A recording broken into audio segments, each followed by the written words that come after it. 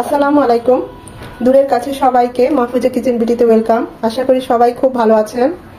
আজ ঝাল চাপটি করব। এটাকে আমরা চাপটি বলি। আর যে ঝাল চাপটিটা যা যা দিচ্ছি সেগুলো না দিয়ে শুধু লবণ দিয়ে যেটা সাদা করি সেটাকে আমরা এমনি নর্মাল চাপটি বলি। আর সাথে লড়বটি ভুনা তো থাকছেই। এখানে চাপটির সাথে ভর্তাও খুব ভালো যায়, যে কোনো মাংস ভুনাও ভালো যায়, হাঁসের মাংস, খাসির মাংস, গরুর মাংস, যে যেটা পছন্দ করে, যার ঘরে যেটা থাকে। তা আমি আজকে লড়বটি করলাম আর ঝাল চাপটি করলাম। দেখতেই পাচ্ছেন কতটা লোভনীয় হয়েছে। প্রতিটা চাপটি খুবই মচমচে এবং খুবই মজাদার। এটা গরম গরম খেতে বেশি ভালো হয়। তা কথা না বাড়িয়ে চলুন আমরা মূল ভিডিওতে চলে যাই।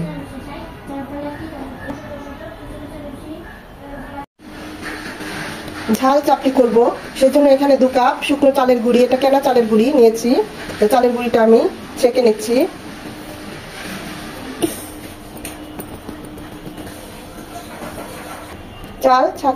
চালনি দিয়ে ছাকা হয়ে গিয়েছে।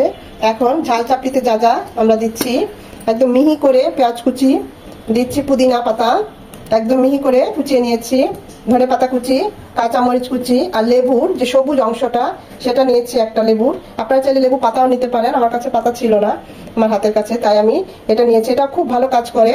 আর সাথে দিচ্ছি সামান্য হলুদ গুঁড়ো, লবণ তো লাগছেই, আর 1/2 চামচ আদা রসুনের পেস্ট। এখন এগুলো সবকিছু দিয়ে আমরা চাপটির ব্যাটারটা করব। কাঁচামরিচ কুচি যে যেমন ঝাল খান বাড়িয়ে কমিয়ে নিতে পারেন, এটা স্কিপ করবেন না। লেবু পাতা না থাকলেও লেবুর যে সাদা সবুজ অংশটা, সাদা না, সাদাটা দিলে আবার তেতো লাগবে, এটা অবশ্যই দিবেন, তাহলে এভাবেই চাপটি খাইবেন বারবার। পুদিনা পাতার ফ্লেভারটাও খুব ভালো লাগবে। নরমাল যে পানি আমরা খাই সেটা দিয়ে দিচ্ছি। আমার এখানে 1.5 কাপ পরিমাণ পানি লাগলো। এই চাপটিটা আমার বাবার, আমার চাচার খুবই প্রিয়। ছোটবেলায় দেখতাম আম্মা করতো। মাংসের তরকারির সাথে চাপটিটা খুবই খেতে ভালো হয়। ব্যাটারটা পাতলা হবে, ঘন হবে না। এই পর্যায়ে লবণের টেস্ট, সবকিছু টেস্ট করে নিতে পারেন। এখন ব্যাটারটা এরকম হয়েছে, এটাকে আমি মিনিমাম 10 মিনিট রেস্টে রাখবো। তখন ঘন হয়ে গেলে তখন আরেকটু পানি দেবো। আমার এই পর্যন্ত পানি লেগেছে 1.5 কাপ। এটাকে আমি 10 মিনিট রেস্টে রেখে দেবো। লড়বুটি রান্না করার জন্য প্যানে দিয়ে দিচ্ছি 3 চামচের মতো সয়াবিন তেল। তেলটা গরম হয়ে এসেছে, দিয়ে দিচ্ছি কিছু গোটা মশলা। গোটা মশলাটা 20-30 সেকেন্ড হবে। সুন্দর একটা অ্যারোমা চলে আসবে। দিয়ে দিচ্ছি 1 কাপ পেঁয়াজ কুচি। পেঁয়াজটা নরম হবে। পেঁয়াজটা নরম হয়ে এসেছে, লাল লাল হওয়ার কোনো দরকার নাই। এই পর্যায়ে দিয়ে দিব 2 চামচ আদা রসুন বাটা। এখানে 1 চামচ আদা, 1 চামচ রসুন একসাথে পেস্ট করে নিয়েছি, সেটা দিয়ে দিচ্ছি। 1 মিনিট এই আদা রসুনটাকে ভেজে নেবো, যেন আদার ঝাঁঝালো গন্ধটা চলে যায়। আদা রসুনটাকে 1 মিনিট ভেজে নেওয়ার পর এখানে সব 1 চামচ করে আছে। 1 চামচ হলুদ গুঁড়ো, 1 চামচ মরিচ গুঁড়ো, 1 চামচ ভাজা জিরে গুঁড়ো, আর 1 চামচ গরম মশলা গুঁড়ো। পানি দিয়ে একটু গুলিয়ে দেবো।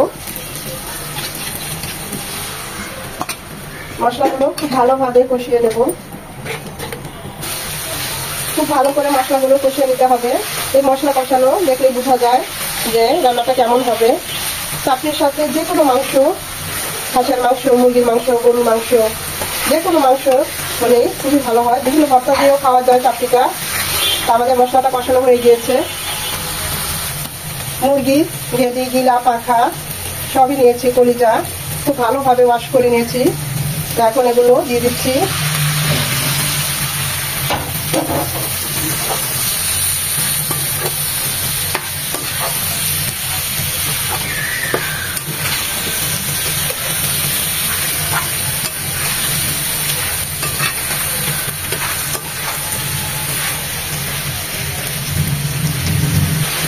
মশলার সাথে লড়বুটিগুলো কষিয়ে নেব 4-5 মিনিট। এখন এখানে 2টো আলু এরকম ছোট ছোট করে কিউব করে কেটে নিয়েছি, সেটাও দিয়ে দিচ্ছি। সেটা এগুলোর সাথে কষিয়ে নেব।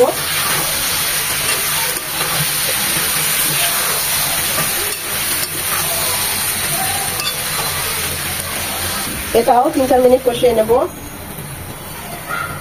3-4 মিনিট কষিয়ে নেওয়ার পর দিয়ে দেবো গরম পানি 1 কাপ। আরো হাফ কাপ দিচ্ছি, একটু ঝোল ঝোল করবো তাই।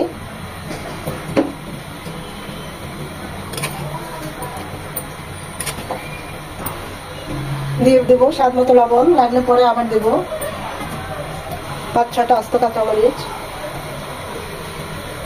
এখন এটা রান্না হবে 15 থেকে 20 মিনিট। 4-5 মিনিট পর আমি আরেকবার দেখেছি, আমার কাছে মনে হয়েছে আরেকটু লবণ লাগবে, তাই আরেকটু লবণ দিয়ে দিচ্ছি।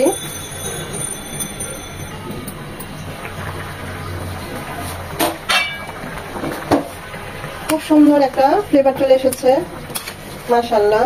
দেখতেই পাচ্ছেন কতটা লোভনীয় হয়েছে। টেস্ট করেছি, সব ঠিক আছে। আলুতে ঝোল একটু টানবে,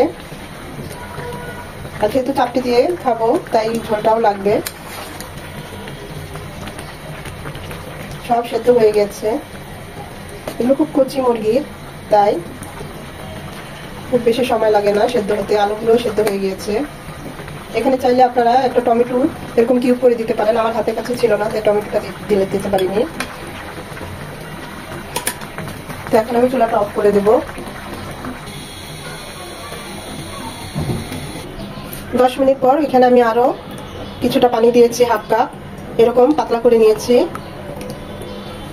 এখন সামান্য একটু তেল প্যানে দিয়েছি, এটা পাতলা হলে বেশি ভালো লাগে।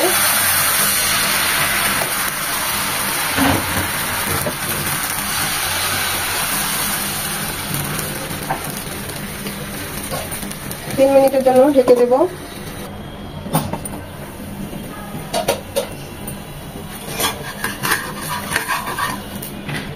তাদের পিছনের সাইডটা দেখালাম, এরকম হয়েছে চাটনিটা। খুবই মচমচে, খেতে খুবই অসাধারণ হয়, দেখতেই পাচ্ছেন। অনেকে চামচ দিয়ে ঘুরিয়ে ঘুরিয়ে দেন, আমার কাছে এটাই খুব সহজ মনে হয়েছে, তাই এইভাবেই চাটনি চাটুসকে তৈরি করলাম।